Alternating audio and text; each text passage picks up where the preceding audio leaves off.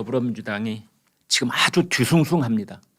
어제 오늘 남욱 변호사가 겨우 수류탄 하나 까놨는데도 분위기가 아주 뒤숭숭하고 안 좋습니다. 이재명 대표하고 전당대회에서 당대표 선거에 맞붙었던 어쩌면 라이벌이라고 볼 수 있는 사람들의 발언도 그랬었는데 친명계로 분류가 되어 있는 의원들한테서도 이상한 얘기가 나오기 시작합니다. 먼저 박용진 의원, 더불어민주당의 박용진 의원. 왜 마지막까지 경선 붙었던 사람이잖아요. 근데 뭐라고 하고 있느냐. 당원 당규 80조, 당원 80조 이거 빨리 적용해라. 이건 무슨 뜻이냐. 김용이 민주연구원 부원장이잖아요. 당원 80조에 보면은 부정부패 혐의로 기소만 돼도 당직에서 물러나게 돼 있습니다. 사무총장이 당직에서 물러나게 조치를 취해야 되는 겁니다. 그래서 박용진이 그렇게 얘기를 하는 겁니다. 당원 80조 판단해라. 저기서 판단하라는 건 이렇게 보라는 거죠. 부정부패의 혐의인지 정치 탄압인지 보라는 뜻입니다. 당헌 80조의 제4항이 그렇게 되어 있거든요. 지난번에 당헌 개조할 때 4항을 때로 집어넣지 않습니까? 말은 판단을 하라 했지만 사실은 당헌 80조 제1항을 적용을 해서 민주연구원 부원장 자리에서 쫓아내라 이런 겁니다. 민주연구원 원장 노웅래 의원도 지금 집에서 3억 현찰 다발이 발견돼 가지고 지금 난리가 나고 민주연구원장직에서 사퇴를 했지 않습니까? 민주연구원이 지금 깨박살이 나 있는데 그런데 친명계의 정성호 의원이 이렇게 말했습니다. 김용 자진 사퇴해야 된다. 자진 사퇴. 여러분 패턴이 이제 읽어지시죠? 패턴이 똑같습니다. 1년 전에 유동규가 구속될 때는 정진상에 전화 걸어서 개인 비리로 몰아가겠다. 이번에 김용이 8억 4,700만 원 받은 것으로 구속 기소가 되니까 자진 사퇴해라. 혼자 뒤집어 써라. 저런 이야기를 전해 들은 김용이 심경의 변화를 가져올 가능성이 있다. 저는 그렇게 보는 겁니다. 유동규가 그랬던 것처럼 단일대오, 이재명 끌어안기 이걸로 우리는 흔들리지 않고 간다. 이런 목소리도 나올 겁니다. 아마. 그렇지만 두고 봐야 합니다. 거기에 일단은 소수인 것처럼 보이는 목소리가 나올 가능성이 있습니다. 더불어민주당은 공당이다. 이재명은 개인이다. 더불어민주당이라는 공당이 이재명이라는 개인과 함께 매몰돼서는 안 된다. 이런 얘기가 나올 가능성이 있는 겁니다. 일단 김용과 정진상을 당직에서 물러나게 하라. 이런 목소리가 나올 수 있는 겁니다. 그러면서 이재명 대표에게 일단 유감 표명을 해라. 조홍천 의원이 그랬잖아요. 일단 유감 표명을 해라. 아니 어떻게 된 정치인이 자신의 오른팔 왼팔 이 두 사람이 구속 기소가 되고 구속 수감이 됐는데 어떻게 한마디가 없냐. 이재명 대표는 때 아닌 민생 타령을 하고 있어요. 그러면서 IMF 때하고 지금 상황이 비슷하다. 이런 얘기를 하고 있거든요. 자신의 오른팔이 꺾여나가고 왼팔이 잘려나가는데 대장동의 디귿자도 얘기하지 않고 있습니다. 다만 윤석열 정부가 이렇게 엄중한 민생이 이 엄중한 상황 속에 있는데 그것은 돌보지 않고 야당 파괴 공작만 벌이고 있다. 매우 간접적으로 얘기를 하고 있을 뿐입니다. 이재명 대표가 왜 조심하고 있는지 다 아시죠? 여기서 말 한마디 잘못했다가는 나중에 재판을 받게 될 경우에 지금 한 말이 족쇄가 돼서 자신에게 돌아오는 부메랑일 수가 있으니까 일단 말을 조심하고 추상적으로 개괄적으로 그냥 왜 야당을 파괴하는 거야 이런 얘기만 하고 있는 거고 민생만 계속 얘기하고 있는 겁니다. 오늘 의원총회가 열리면 여기서 이제 그 더불어민주당이 지금 어떤 내용을 겪고 있고 어떻게 지금 여러 가지 얘기가 나오게 되는지 그걸 지켜볼 수 있을 것입니다. 오늘 아침에 그 10시에요. 고 김영삼 대통령 추도식이 있었습니다. 저 국립현충원 동작동에 있는 거기서 있었는데 여러분 다 아시는 것처럼 김영삼 대통령은 사실 국민의힘 쪽 그런 대통령만도 아니고 또 민주당 쪽 대통령만도 아닌 것입니다. 사실은 우리나라 민주화를 위해서 어떤 일정한 역할을 해왔던 분인 것이지요. 그것이 이제 나중에 복잡한 과정 속에서 분화가 돼가지고 지금 민주당도 있고 국민의힘 당도 있고 그러는 것이죠. 그래서 이 김영삼 전 대통령 추도식이 열릴 때면 여야가 함께 모습을 보였었습니다. 작년에는 송영길 더불어민주당 대표가 그 추도식에 참석을 했어요. 근데 올해는 더불어민주당 사람은 제로, 국민의힘 사람은 정진석 비대위원장을 비롯해서 당 지도부가 거기에 참석을 하고 있는데 더불어민주당은 제로. 왜 그런 줄 아십니까? 왜 그런 줄 아십니까? 개딸들 때문입니다. 개딸들. 이재명 강성 지지자들.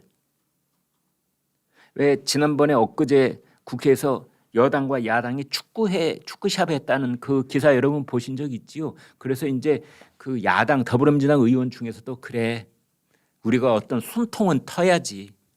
우리가 맨날 국회에서 치고받고 싸우더라도 상임위원회별로 막 파행을 겪고 그러더라도 주말에는 여당 의원, 야당 의원이 같이 공을 차면서 뭔가 땀을 흘리다 보면은 소통할 수 있는 바늘 구멍이 보이기 시작하고 그걸 이제 우리가 협치를 해나가는 그런 발판으로 삼아야 되지 않겠어라는 그런 의도에서 이제 이 뭘 올렸대요 SNS에. 그랬더니 개딸들이 몰려가서 너 정신이 있는 거냐 없느냐 그래가지고 그 지금 더불어민주당 의원들이 막 잘못했습니다. 앞으로는 안 그러겠습니다. 사과했다는 거 아닙니까? 그 사람들이 혹시라도 YS 추도식에 갔다가 또 개딸들한테 치도곤을 당할까 봐 한 명도 안 가는 겁니다. 그러면 천화동인 1호 그 실제 주인이 누구냐가 대장동 사태의 시작이자 마지막 알파요 오메가라고 말씀을 드렸는데 그 주인에 관한 천화동인 1호 1208억 거기서 불거져 나온 700억 거기서 마지막으로 떨어지는 428억 이것의 실제 주인이 누구냐. 그 실제 주인은 차명으로 이 돈들을 가지고 있었던 것은 아니냐. 이제 이런 의혹들이고요. 이제 그 실제 주인을 밝힌 마지막 단계에 와 있다. 이렇게 보시면 될 것 같습니다. 민주당 쪽은 이러한 것들을 전면적으로 다 부인하고는 있습니다. 예상을 한치도 벗어나지 않는 검찰의 조작 수법이다. 대응할 일말의 가치도 없는 거짓말이다. 윤석열 검찰 특유의 조작 수법이다. 이제 그러고 있지만 아까 말씀드린 것처럼 여기로부터 이제 선을 그으려고 하는 그런 분위기도 감지되고 있습니다. 이제 오늘 중앙일보가 단독으로 보도를 했는데요. 이낙연계 제가 수차 말씀드리는데 이럴 때 움직이는 게 이낙연계고 친문계 사람들입니다. 아, 이재명 호 배 밑바닥에 구멍이 뚫리고 물이 콸콸콸 들어오고 있구나. 야, 구명보트 내려. 우리는 저쪽에 이낙연 전 대표님 쪽으로 구명보트를 타고 넘어간다. 그 사람들이 설훈, 윤영찬, 이병훈, 이낙연 전 대표가 지금 미국에 있거든요. 이낙연 전 대표 만나러 간답니다. 12월 초에. 이게 중앙일보 단독 보도입니다. 설훈 의원하고 직접 통화도 했더군요. 그러니까 설훈 의원이 뭐라고 하냐면은 아이 뭐 별 의미는 없고 그냥 서로 얼굴이나 한번 보자고 그래서 가는 거지 뭐. 서른 의원은 그렇게 대답을 해야 되겠죠. 얼굴이나 한번 보자. 그러고 서로 뭐 얼굴이나 한번 보겠죠. 뭐 하겠습니까? 얼굴 보면서 무슨 얘기를 나눌까?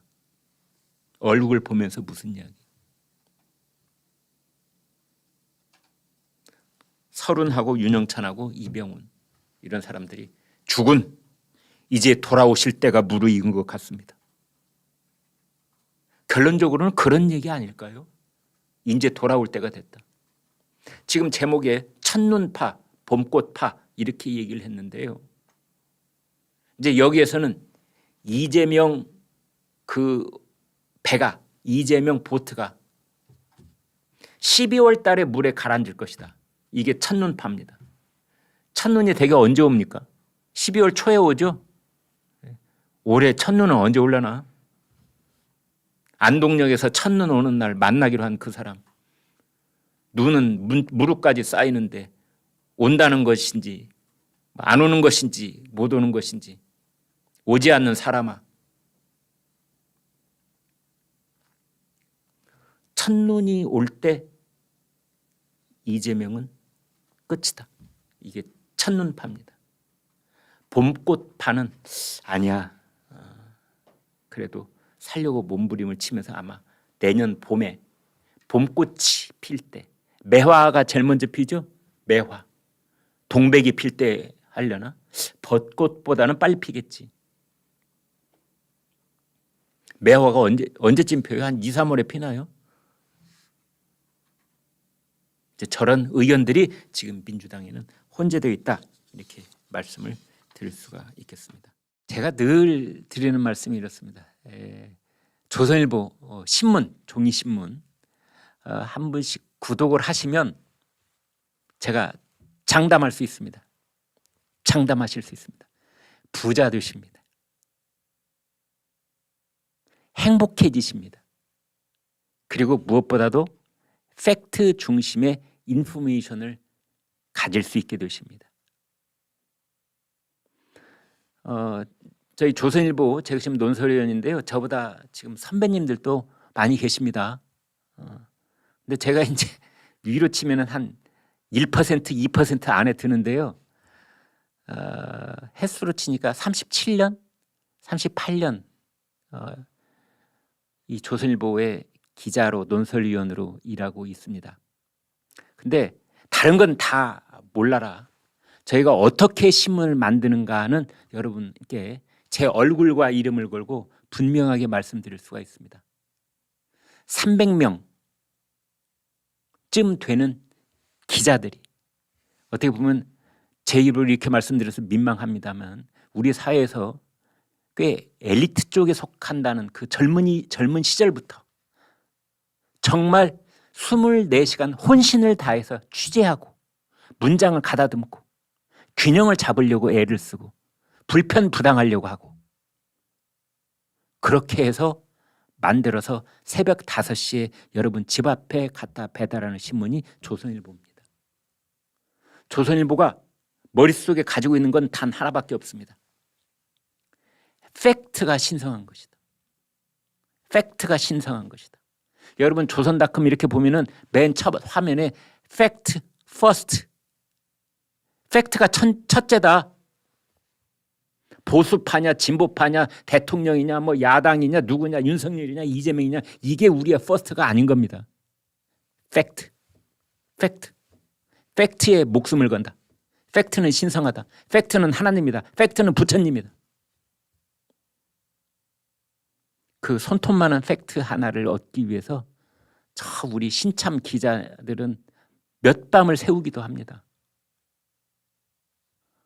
그렇게 해서 노력해내는 그 신문이 조선일보이고 우리나라에서 영향력 1등 이런 말씀을 또 제가 좀 민망합니다. 사실이니까 이것도 팩트니까 우리나라 영향력 1등 그다음에 우리 오피니언 리더들한테 조사를 하면은 명품 신문 1등 발행부 수 1등 구독자 수 1등 밤새 취재를 하고 문장을 본인이 보고 데스크가 보고 국장이 보고 차장이 보고 부장이 보고 이런 과정 속에서 신문을 만들어서 30면 내 신문을 집 앞에 딱 배달해 주는데 이게 1,000원입니다. 1,000원. 1,000원. 이 세상에서 가장 가성비 높은 물건이 있다면 새벽 5시에 여러분 집 앞에 놓이는 1,000원짜리 조선일보일 겁니다. 지금 제가 번호 보여드리고 있는데요.